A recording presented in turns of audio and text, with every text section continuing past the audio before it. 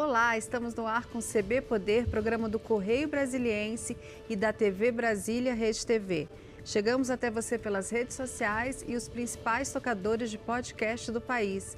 Se ligue e participe aqui com a gente em nossas lives do Correio que você pode escolher no Facebook, Twitter ou YouTube.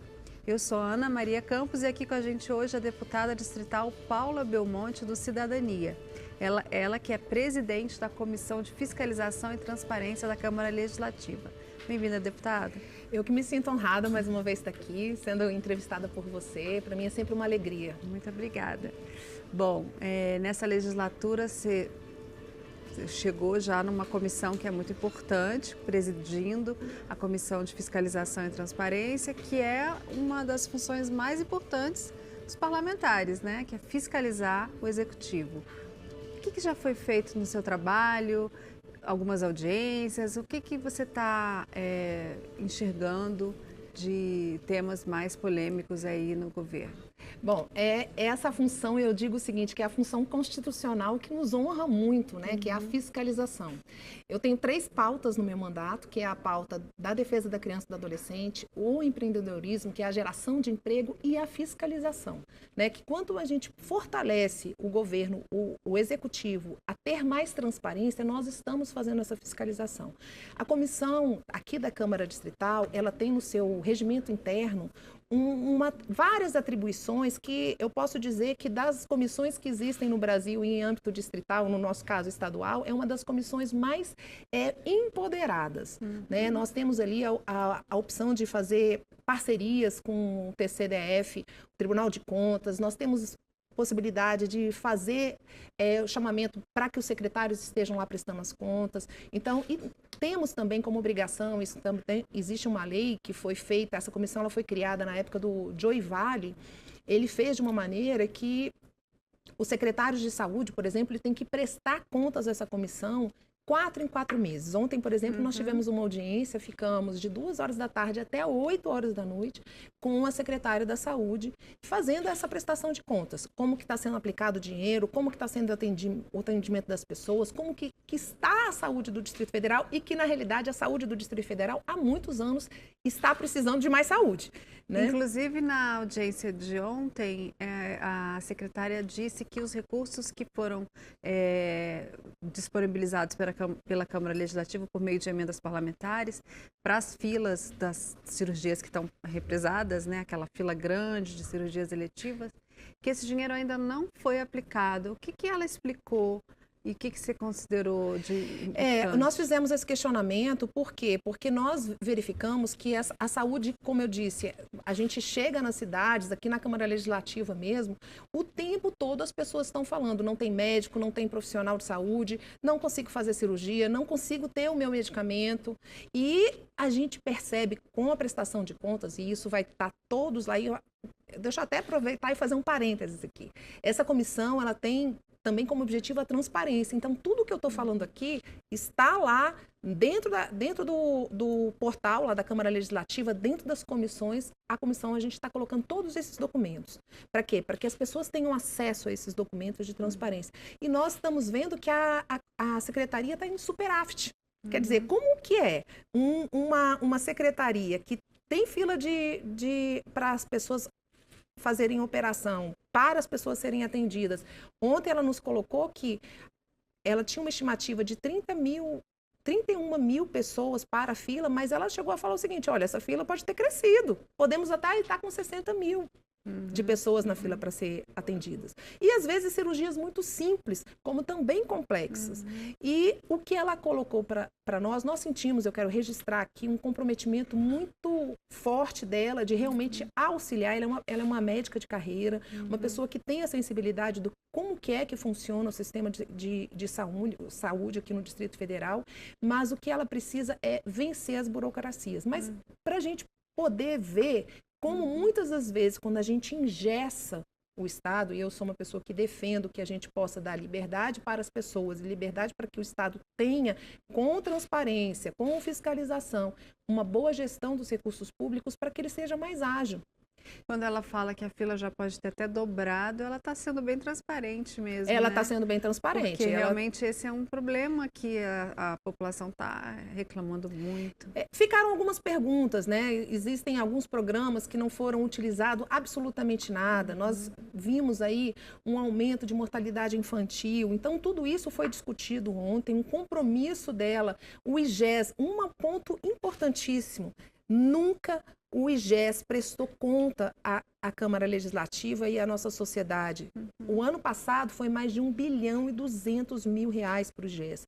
Vamos dizer assim, todo mundo quis abrir no meio da pandemia a caixa preta do IGES. Houve proposições para que fizesse uma CPI para ver o que estava acontecendo e não conseguiu. Ontem ela se comprometeu que o IGES estará agora em maio fazendo a prestação de contas na nossa comissão.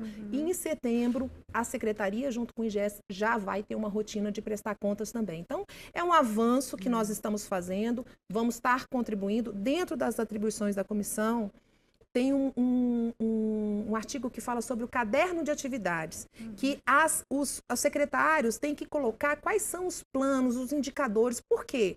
Porque o Estado não gera dinheiro. Quem gera o dinheiro somos todos nós. Essa questão da prestação de contas do IGES, isso é importante porque quando esse modelo foi implementado, muitas das críticas do Ministério Público de Contas, do Ministério Público do DF, era justamente pela questão da transparência, porque como o IGES, o modelo adotado, permite uma contratação mais ágil, mais rápida, muitas vezes a fiscalização passa batida, né? E isso é fundamental. Nós aqui no Distrito Federal, nós temos duas instituições que trabalham com esse mesmo modelo, com o convênio federal e convênio aqui do Distrito Federal, que dão certo. Que é o Hospital da Criança, que também é o mesmo modelo, e que é o Hospital Sara Kubitschek, que é uma referência internacional.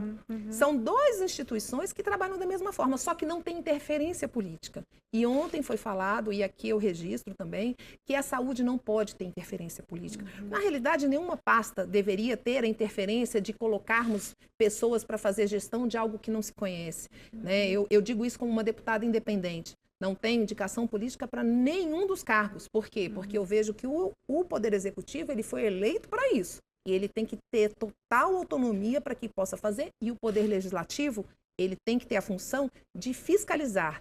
E quando você tem essa interferência dos poderes, você não consegue fazer a fiscalização. Como que você vai fiscalizar um indicado seu? Você acha que tem indicações políticas na saúde? Isso é público notório, né? Aqui, na realidade, o Brasil muitas das vezes se vive disso, né? Então, não estou fazendo nenhuma crítica, mas eu acho que tem algumas pastas, crítica pessoal a nenhuma coisa, mas tem algumas pastas que têm que ser preservadas. Quais são as pastas? A pasta da saúde, a pasta da educação, a pasta da segurança. Nós tivemos lá na CPI, por exemplo, um comandante dizendo exatamente da interferência política, que isso estava atrapalhando as corporações. Então, nós precisamos preservar algumas pastas para que não possa ter. A política, Ana Maria, é algo muito bonito. Eu tinha muito preconceito com a política, e a política ela é algo transformador. Não tem como fazer alguma transformação na nossa sociedade se não for através da política. Então, eu até falo com as pessoas que estejam nos escutando que procure conhecer como funciona a política, o que a política tem o poder de fazer, mas que a gente possa preservar também a autonomia dos poderes. Eu vi que a Comissão de Fiscalização aprovou nesses últimos dias um projeto que é de 2019 do deputado Yolando, que veda benefícios fiscais, qualquer tipo de benefício tributário para quem está condenado, quem foi condenado, empresas e pessoas físicas condenadas envolvidas em corrupção. Exatamente. Né? Esse projeto foi apresentado em 2019 e foi reapresentado agora. É uma pauta pelo debate da fiscalização? Com certeza. A comissão ela não quer aqui, e essa postura que eu estou como presidente, eu quero ter, é uma contribuição para o Poder Executivo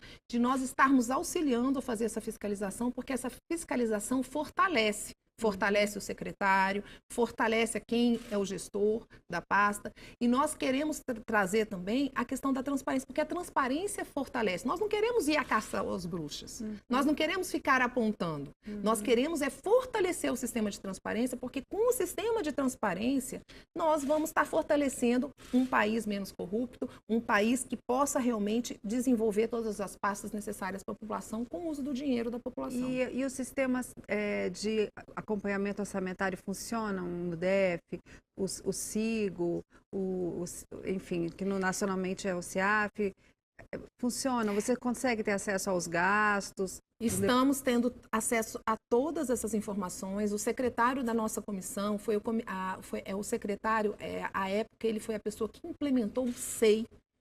Ele é a pessoa que implementou o Marcelo Ebert, que implementou um auditor fiscal de carreira, ele que implementou o portal de transparência da Câmara Legislativa. Hoje, todas as pessoas elas conseguem entrar e ver o que o parlamentar está fazendo, qual aonde é a destinação da emenda dele, o que a Câmara Legislativa está produzindo por temas. Nós temos um portal de transparência de excelência e o Marcelo hoje é o secretário dessa comissão e nós estamos tendo acesso a todos esses mecanismos e vamos estar colocando isso à disposição da população de uma forma mais mastigada, no sentido de que, para que existem esses dados? Porque muitas das vezes esses dados estão ali crus e as pessoas não sabem quais são os indicadores.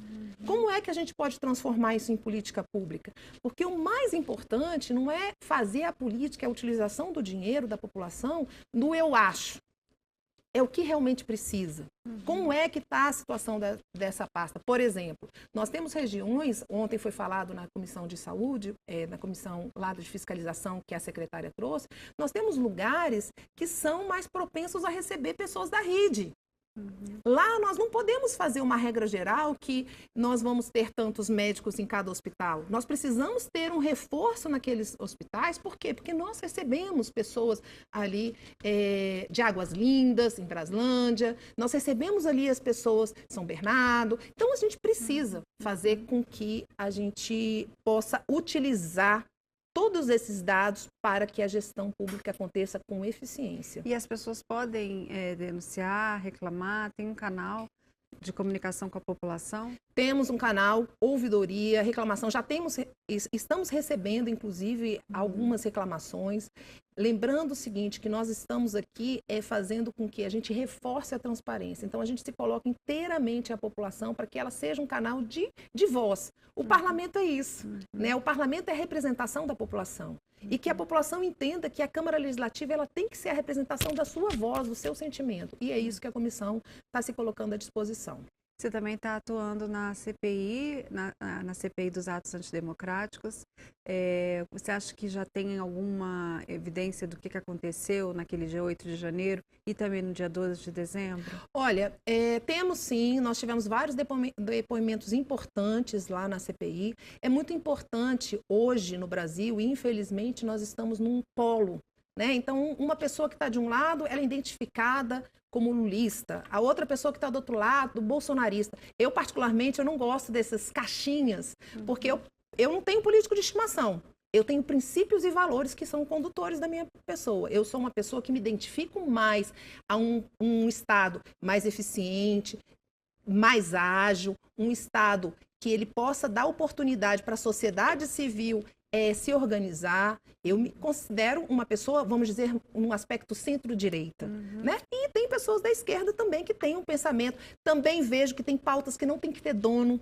Por exemplo, pautas sociais. Eu sou uma pessoa que sou muito ligada e trabalhamos muito pela questão social. Então, por que eu estou trazendo isso? Porque a CPI, esses atos, traz duas observações muito importantes e que se coincidem. Dois momentos muito importantes que nós tivemos na CPI. Primeiro, o depoimento do comandante Naime, que é um comandante que está há 30 anos na polícia militar, um comandante que sempre foi um exemplo de policial, né? Assumiu praticamente todos os cargos e hierarquias né? E ele hoje está preso e ele diz o seguinte, no dia 12, por exemplo, ele falou que ele nunca tinha visto os manifestantes tão preparados com ferramentas no dia 12 de dezembro, naquela invasão na Polícia Federal, tentativa de invasão nos hotéis. E que aqueles manifestantes não estavam nos acampamentos, eles estavam hospedados. E que ele falou o seguinte, ele viu ali que tinha um grupo pensante, um grupo de 200 pessoas. E nós tivemos um encontro semana passada com o ministro Alexandre de Moraes, e o ministro Alexandre de Moraes falou as mesmas palavras, que tinha um grupo pensante de 200 pessoas ali que estavam, vamos dizer, manipulando, foi a palavra do ministro, que estava ali arquitetando juntamente com as pessoas, e que ele até chegou a usar a palavra inocentes úteis.